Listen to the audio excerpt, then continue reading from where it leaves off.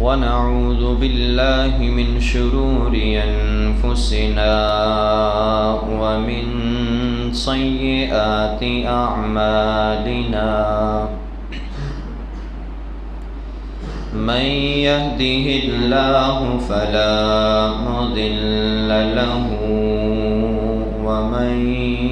يضلله فلا هادي له وأشهد أن لا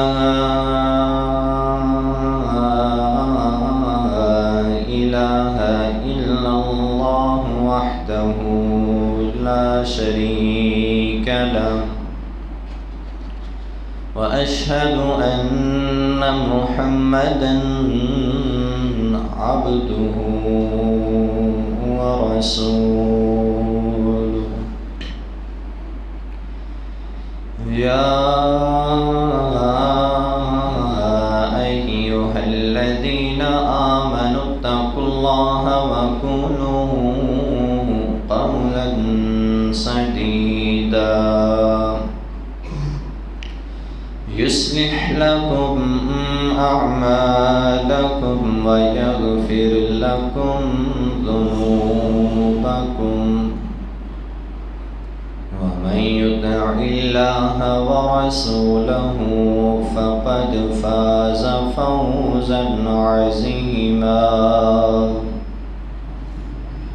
يا أيها الذين آمنوا اتقوا الله حق تقاته ولا تموتن إلا وأنتم مسلمون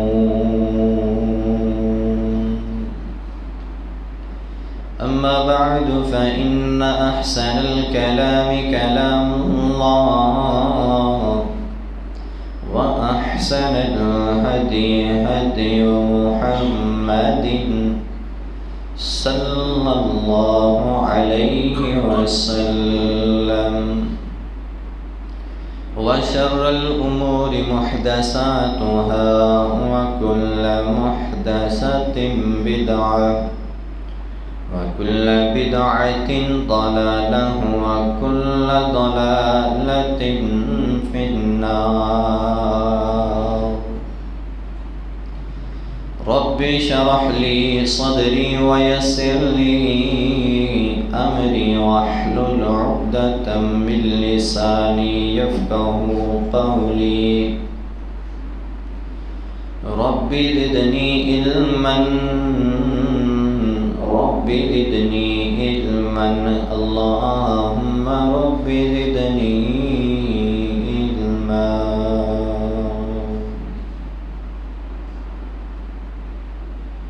حمد و ثنا اللہ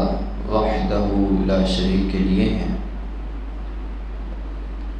جو ساری کائنات کا خالق مالک رازق داتا مشکل کشا اور حاجت روا ہے۔ درود و سلام ہو امام الانبیاء حبیب کبریا جناب محمد الرسول اللہ صلی اللہ علیہ وآلہ وصحبہ وبارک وسلم کی ذات اقدس پر۔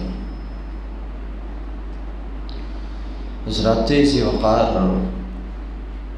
بڑی ہی قسمت والے وہ لوگ ہیں کہ جن کی زندگی کے اندر اللہ رب العزت رمضان جیسی بابرکت اور باسعادت گھڑیاں نصیب فرماتا ہے۔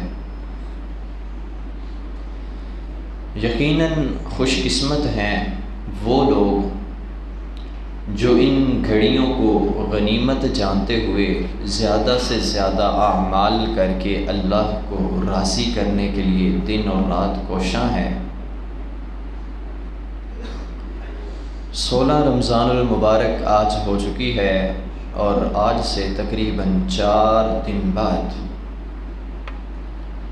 ایسی راتوں کا آغاز ہونے والا ہے کہ جن جیسی راتیں پورے سال کے اندر بلکہ پورا سال بھی عبادت کرتے رہیں تو ان راتوں کا مقابلہ نہیں کیا جا سکتا۔ یہ ساری فضیلت، یہ ساری عظمت اللہ رب العزت نے مہینوں میں رمضان کو دی، راتوں میں لیلۃ القدر کو دی۔ اس قدر کی جو خاص فضیلت ہے اس کی وجہ یہ ہے کہ انا انزلناہ فی لیلۃ القدر، اللہ رب العزت نے اپنے 30 پاروں کو قرآن کی شکل دے کر کے لیلۃ القدر کی رات کو رسول اللہ صلی اللہ علیہ وآلہ وسلم کے قلب اطہر پہ نازل فرمایا۔ حضرات ذی وقار، ابتدا کے اندر ایک اشکال دور کرتا چلا جاؤں کہ ہمارے معاشرے میں اور ہماری اس رواج میں لیلۃ القدر کی رات 27ویں رات سمجھی جاتی ہے، حالانکہ نبی صلی اللہ علیہ وآلہ وسلم کی جتنی بھی لیلۃ القدر کے متعلق احادیث ہیں ان میں یہی بات وارد ہے کہ لیلۃ القدر کو اپنے آخری عشرے کی طاق راتوں کے اندر تلاش کریں۔ 21ویں، 23ویں، 25ویں، 27ویں اور 29ویں، ہر سال یہ آگے پیچھے بھی ہو سکتی ہے، ایک ہی دن ہو سکتی ہے، لیکن کوئی خاص ثبوت، خاص قسم کی دلیل جو 27ویں کے متعلق دی جاتی ہے، ایسی کوئی بھی مستند روایات اللہ کے نبی صلی اللہ علیہ وآلہ وسلم سے ثابت شدہ نہیں ہیں۔ تو حضرات ذی وقار، بات کرنے کا مقصد اور بالخصوص اس موضوع کو آج کے جمعے میں رکھنے کا مقصد کیا ہے کہ آئندہ جو جمعہ ہے وہ 22-23 رمضان کو بن رہا ہے، اس سے پہلے ایک طاق رات گزر جائے گی، کیا پتہ، اللہ رب العزت جانتا ہے کہ وہ 21ویں رات ہی اللہ رب العزت نے اس سال لیلۃ القدر کی رات بنائی ہو۔ یہ ہر سال گردش کرتی ہے، کبھی 21ویں کو ہو جاتی ہے، کبھی 23ویں کو ہو جاتی ہے، کبھی 25ویں، 27ویں اور 29ویں۔ تو میرا بتانے کا مقصد یہ ہے کہ ان 5 راتوں میں عبادات ایسے کریں کہ جیسے یہ 5 کی 5 راتیں آپ کو لیلۃ القدر معلوم ہو رہی ہیں، 21ویں رات ہے، اس رات میں بھی عبادت ایسے کریں کہ جیسے یہ رات آج کی رات ہی لیلۃ القدر ہے، 23ویں ہے، 25ویں ہے، 27ویں اور 29ویں ہے۔ تو ان 5 راتوں کو لیلۃ القدر سمجھتے ہوئے پوری رات کو جاگ کر کے آسمان کے رب کو راضی کرنے کی کوشش کریں، نیک اعمال کریں، عبادات کریں، صدقات و خیرات کریں، نوافل کا اہتمام کریں۔ یہ 5 راتیں جو شخص ان 5 راتوں میں محنت کر لے، جاگ لے، مجھے آپ کا احساس ہے، مجھے پتہ ہے آپ لوگوں نے اپنے کاموں پہ جانا ہوتا ہے، رات جاگنا بالخصوص جاب پرسن کے لیے مشکل ہوتا ہے، لیکن میرے بھائیوں اس کی فضیلت کا ادراک اگر ہمیں صحیح معنوں میں معلوم ہو جائے تو یقین کیجئے یہ تو 5 راتیں ہیں، 5 مہینے بھی جاگنا پڑ جائے، آپ اگر حقیقی معنوں میں اس رات کی فضیلت کو سمجھ جائیں تو 5 مہینے بھی آپ کو جاگنا پڑے تو آپ جاگنے میں دریغ نہیں کریں۔ یہ کون سی ایسی رات ہے؟ خالق عز و سما فرماتا ہے انا انزلناہ فی لیلۃ القدر وما ادراک ما لیلۃ القدر لیلۃ القدر خیر من 1000 شہر تنزل الملائکۃ والروح فیہا باذن ربہم من کل امر سلام ہی حتی مطلع الفجر۔ یہ پوری سورت جو ہے اللہ رب العزت نے اسی رات کے متعلق نازل فرمائی ہے، فرمایا یہ وہ رات ہے جس رات میں ہم نے اپنے پاک پیغمبر جناب محمد رسول اللہ صلی اللہ علیہ وآلہ وسلم کے قلب اطہر پہ قرآن نازل فرمایا ہے، اور یہ وہ رات ہے وما ادراک ما لیلۃ القدر۔ آپ کو کیا پتا، آپ کو کیا احساس ہے کہ لیلۃ القدر کی رات کی کیا اہمیت ہے، کیا ادراک ہے، کیا علم ہے؟ آپ کو پتہ ہی نہیں ہے کہ لیلۃ القدر ہے کیا۔ وما ادراک ما لیلۃ القدر لیلۃ القدر خیر من 1000 شہر، 1000 مہینے کی عبادات رات ایک طرف ہو جائیں، 1000 مہینے میں انسان قیام کرتا رہے، 1000 مہینہ انسان حج کرتا رہے، 1000 مہینہ انسان نوافل پڑھتا رہے، 1 منٹ کے لیے بھی نہ سوئے، 1 منٹ کے لیے بھی کھانے کا وقفہ نہ کرے، 1 منٹ کے لیے بھی ریسٹ نہ کرے، یہ 1000 مہینے تقریباً 83 سال کی عبادت انسان دن اور رات کرتا رہے، یہ 83 سال کی عبادات ایک طرف ہیں، خیر من 1000 شہر، فرمایا یہ 83 سال کی عبادتوں سے بھی بہتر ایک رات ہے۔ حضرات، رسول اللہ صلی اللہ علیہ وآلہ وسلم ان دنوں میں راتوں کو جاگنے کا اہتمام کیسے کرتے؟ سیدہ عائشہ صدیقہ رضی اللہ تعالی عنہ فرماتی ہیں اللہ کے نبی صلی اللہ علیہ وآلہ وسلم ان راتوں میں بالخصوص رمضان کا جو آخری عشرہ ہوتا، حالانکہ سارا رمضان رسول اللہ صلی اللہ علیہ وآلہ وسلم عبادات میں گزارا کرتے، لیکن یہ جو آخری عشرہ ہوتا آپ کمر باندھ لیتے، ہمت بنا لیتے، آپ صلی اللہ علیہ وآلہ وسلم زیادہ سے زیادہ اللہ کو راضی کرنے کی کوشش کرتے، اللہ سے مغفرت طلب کرتے، اللہ سے رحمتوں کا سوال کرتے، اللہ سے برکتوں کا سوال کرتے۔ حضرات، ایک اور چیز ہمارے معاشرے میں رائج العام ہے جس کی کوئی اتھینٹیسٹی حدیث کے اندر نہیں ہے، کوئی سند جو ہے حدیث میں نہیں ہے کہ پہلا عشرہ جو ہے وہ رحمت ہے، دوسرا عشرہ جو ہے وہ مغفرت ہے، تیسرا عشرہ جو ہے جہنم سے آزادی ہے۔ سارا رمضان ہی رحمتوں بڑا ہے، سارا رمضان ہی مغفرتوں والا ہے، سارا رمضان ہی اللہ سے جہنم سے آزادی کا سوال کرنے کے لیے کافی ہے۔ حضرات، خاص دن کوئی بھی اس حوالے سے احادیث کے اندر موجود نہیں ہیں۔ آپ آج اللہ سے رحمت کا سوال کریں، میرا اللہ کبھی نہیں کہے گا وہ رحمت کا عشرہ تو گزر چکا ہے، آج کیوں مانگ رہے ہو؟ نہیں نہیں، اللہ رب العزت رحمتیں عطا کرے گا۔ مانگنے کی دیر ہے، التجا کرنے کی دیر ہے، ہاتھ اٹھانے کی دیر ہے۔ میرا اللہ کبھی نہیں کہے گا تو نے آج مغفرت مانگی ہے، مغفرت کا عشرہ تو گزر چکا ہے، کبھی اللہ نہیں کہے گا۔ اللہ تو چاہتا ہے میرا بندہ میرے سامنے آئے تو صحیح، شرمندہ تو ہو، ہاتھ پھیلائے تو صحیح، مجھ سے معافی تو مانگے، اپنے گناہوں کو، اپنی خطاؤں کو، اپنی غلطیوں کو تسلیم تو کرے، شرمندہ تو ہو، افسوس تو کرے۔ اللہ رب العزت اس انسان کے اس افسوس کرنے کی وجہ سے اس کے گناہ معاف کر دیتے ہیں۔ میرے بھائیوں، اس رات کو ضائع نہ کیجیے گا، ان 5 راتوں کو عبادت کریں، لازمی جاگیں۔ یہ وہ رات ہیں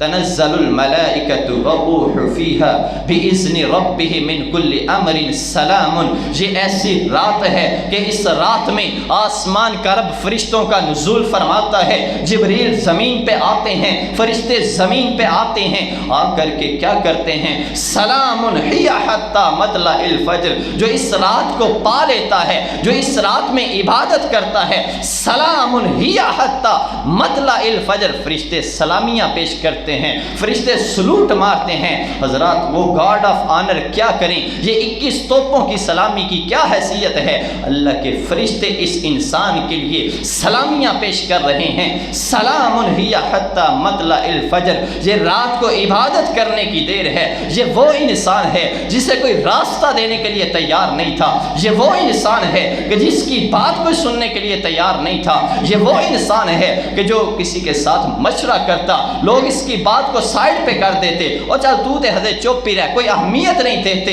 لوگ اس کی بات کو ماننے کے لیے تیار نہیں تھے، کوئی اہمیت نہیں دی جاتی تھی، لوگ جانتے نہیں تھے، لیکن اللہ رب العزت نے کیا مقام عطا کر دیا ہے، کیا شرف دیا ہے۔ سلام ہی حتی مطلع الفجر، اے جبریل، یہ بندہ مجھے راضی کرنے کے لیے رات بھر جاگ رہا ہے، عبادت کر رہا ہے، جبریل جاؤ، جا کر کے اپنا فرشتوں کا لشکر لے جاؤ، اپنے فرشتوں کو ساتھ لے جاؤ، اس بندے کے آگے سلامیاں کرو۔ یہ بندہ وہ بندہ ہے جس نے اس رات کو پا لیا ہے، اس رات میں عبادت کر کے آسمان کے رب کو راضی کر لیا ہے۔ سلام ہی حتی مطلع الفجر، کیا ہے؟ سلامی کو 5-7 منٹ کے لیے بھی نہیں، 1 گھنٹے کے لیے بھی نہیں۔ حضرات، مغرب سے شروع ہو کر کے اگلے دن فجر کی اذانوں تک فرشتے اس بندے کو آسمان کے رب کے حکم کی وجہ سے سلامیاں پیش کرتے ہیں۔ ہم 2-4 سلوٹ کھا لینا تو ہماری ایڑیاں زمین پہ نہیں لگتی۔ وہ بندہ میں نے اس کو دیکھا انہوں سلوٹ ماریا۔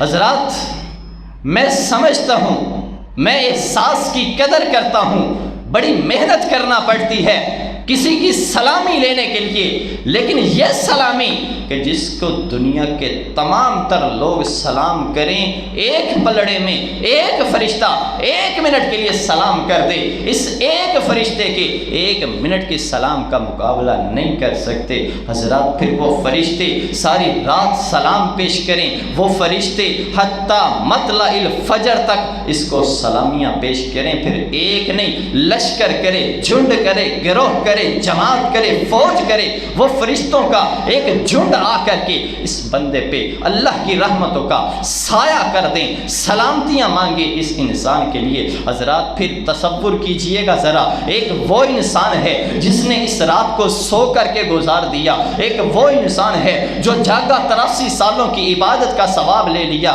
ایک وہ انسان ہے جس نے رات کو جاگ کر کے فلم دیکھ کے گزار لی، ایک یہ انسان ہے اس نے قرآن پڑھ کے آسمان کے رب کو راضی کر کے فرشتوں کی سلامی لے کے رات گزار لی ہے۔ حضرات کیا معلوم، قرآن سچی تو کہتا ہے اِنَّا أَنزَلْنَاهُ فِي لَيْلَةِ الْقَدْرِ وَمَا أَدْرَاكَ مَا لَيْلَةُ الْقَدْرِ۔ اس رات کا ادراک ہر کسی کو نہیں ہوتا، ہر کسی کے بس کی بات نہیں ہے کہ وہ اس رات کی اہمیت کو سمجھ سکے۔ وَمَا أَدْرَاكَ مَا لَيْلَةُ الْقَدْرِ، ہر کسی کے اندر ہمت نہیں ہے کہ وہ اس رات کی عبادات کو پا سکے۔ اللہ بڑے کرم کرتا ہے، بڑی رحمتیں کرتا ہے، بڑی نوازشیں کرتا ہے ان راتوں کی عبادتوں کا جس کو موقع فراہم کرتا ہے۔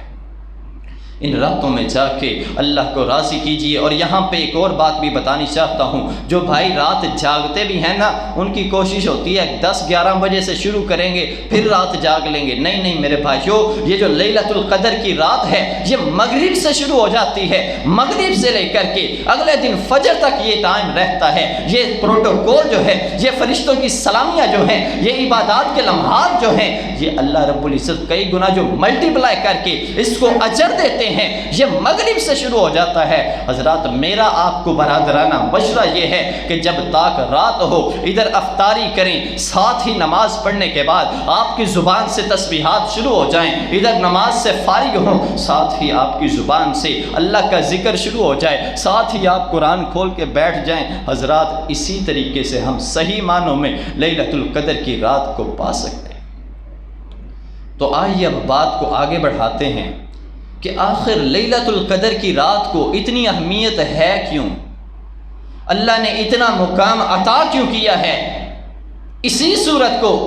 جو آپ کے سامنے پڑی ہے؟ پہلی آیت میں اللہ رب العزت نے اس کی اس شہرت کی وجہ، اس کی اس بلندی کی وجہ فرما دی ہے، فرمایا اِنَّا أَنزَلْنَاهُ فِي لَيْلَةِ الْقَدْرِ، یہ رات کو فضیلت اس لیے ہم نے عطا کی ہے، یہ رات کو مقام اس لیے عطا کی ہے، فرشتوں کو زمین پہ اس لیے بھیجا ہے، اس رات کو 83 سالوں سے افضل اس لیے کہا ہے۔ اِنَّا أَنزَلْنَاهُ فِي لَيْلَةِ الْقَدْرِ، ہم نے اس رات میں قرآن نازل کیا ہے، یہ قرآن نازل کیا ہے جو اس سے پلہ تھام لیتا ہے، جو اس کو مضبوطی سے پکڑ لیتا ہے، پھر کیا ہوتا ہے؟ اللہ اس قوم کو، اللہ اس معاشرے کو، اللہ اس فرد کو، اللہ اس جماعت کو، اس گروہ کو، اس معاشرے کو، اس گھر کو، اس قوم کو فضیلت عطا کرتا ہے، معاشرے کا امام بنا دیتا ہے۔ وَجَعَلْنَا لِلْمُتَّقِينَ امامہ بنا کر کے اس کو معاشرے کے اندر رول ماڈل بنا دیتا ہے۔ یہ اس کو اللہ عزت عطا کرتا ہے جو اپنا آپ قرآن سے جوڑ لیتا ہے،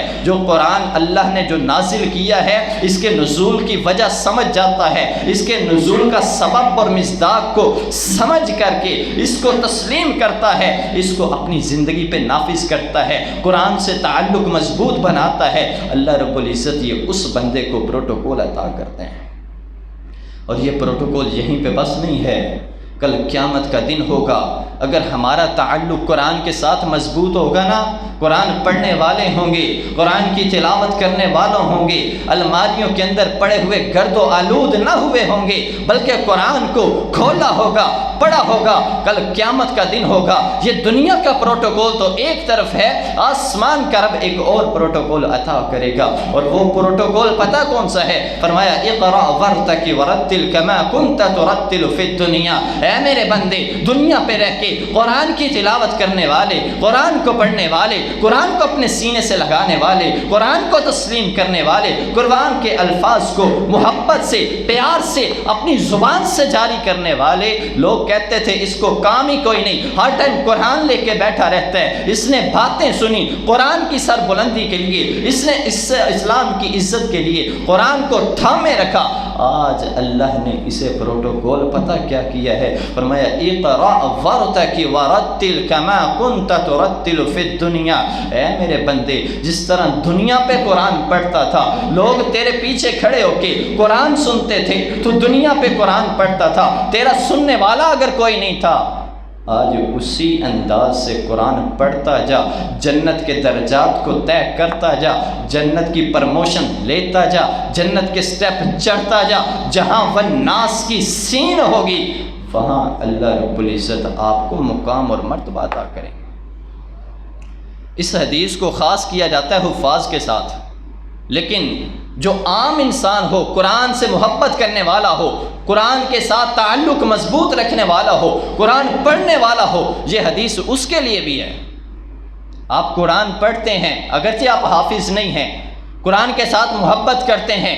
قرآن کو اپنی زندگی پہ نافذ کرتے ہیں، اللہ دنیا میں بھی پروٹوکول عطا کرتا ہے، اللہ آخرت میں بھی مقام دیتا ہے۔ کیسے کیسے مقامات دیتا ہے، کن کن مقامات کا تذکرہ کروں؟ اللہ دنیا میں دے تو عزتیں اس قرآن سے، آخرت میں دے تو شرف اس قرآن سے۔ حضرات ذی وقار یہ آخرت کا موقع ہے، قیامت کا میدان سجا ہوا ہے، 50,000 سال کا دن برپا ہوا پڑا ہے، لوگ پسینے میں شرابور ہیں، ماں اور باپ جو ہیں اپنی اولاد کے کام نہیں آ رہے، آج نفسا نفسی کا عالم ہے۔ یہ اچانک پیچھے سے آواز آئے گی، اے اللہ یہ بندہ جو ہے اس کو بخش دینا، میرے اللہ اس کو معاف کر دینا، میرے اللہ اس کو جنت کا داخلہ نصیب کر دینا۔ جب یہ مڑ کے دیکھے گا ایک خوبصورت سے چہرے والا انسان کھڑا ہوگا، یہ اس سے سوال کرے گا تو کون ہے؟ آج تو ایسا عالم ہے، وَأُمِّهِ وَأَبِيهِ وَصَاحِبَتِهِ وَبَنِيهِ، آج ماں اپنے بیٹے کے کام نہیں آ رہی، بھائی اپنے بھائی کے کام نہیں آ رہا،